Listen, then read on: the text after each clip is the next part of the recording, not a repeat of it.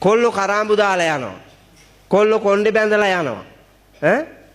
කෙල්ලෝ කලිසම් ඇඳලා යනවා. කොට කලිසනුයි දික් කලිසනුයි. ගෑණි හොයන්නත් බෑ මිනිහා හොයන්නත් බෑ පිස්සු නෙමෙයිද? ගෑණි මිනිහට අයියා කියනවා. මිනිහා ගෑණිට නංගි කියනවා. මගේ පැවිදි ජීවිතේ මට අත්දැකීම් නැති හින්දා මං එක දවසක් ඇහුවා මාත්‍යා නැද්ද කියලා.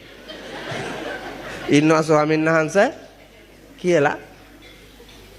ආයෙත් මේකේ ගෙට ගිහිල්ලා වෙලා අයියා හාමුදුරුවෝ කතා කරනවා කියලා කිව්වා.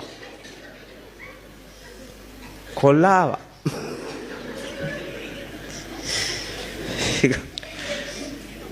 මං ඇහුවා පුතේ මස්සිනා නැද්ද කියලා. මස්සිනා කිව්වේ ස්වාමීන් වහන්සේ අර කීගේ මිනිහා කිව්වම.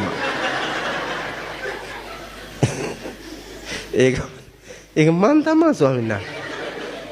එහෙනම් අයියා කියන්නේ ඒ දවස්වල ඉඳලා කියපු එකනේ.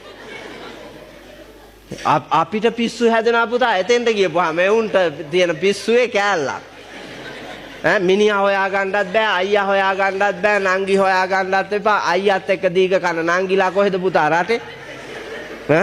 ශ්‍රී ලංකා ප්‍රජාතාන්ත්‍රික සමාජවාදී ජන රජයේ සංස්කෘතියට අනුකූලව ලංකා සමාජයේ අයියාත් එක්ක දීග කන නංගිලා නැහැ. දැන් ඒ මට්ටමට ඇවිල්ලා. ගෑණි මිනිහා ඉන්න ඕනෑ ගෙදර අයියයි නංගි ඉන්නේ. පුදුම ජන සමාජයක් තියෙන්නේ. පිස්සුද නැද්ද? මේකේ ඉන්න හැමෝටම එක එක જાතියේ පිස්සු තියෙනවා. එල්ලි වෙනකන් කිව්වොත් කියවුව හැකි පුතා ඉවර වෙන්න. ගෙදර කන්නේ මොනවද බොන්නේ මොනවද අඳින්නේ මොනවද පළඳින්නේ මොනවද? ඔබේ තියනවාද අන්‍යෝන්‍ය වශයෙන් සබඳතා?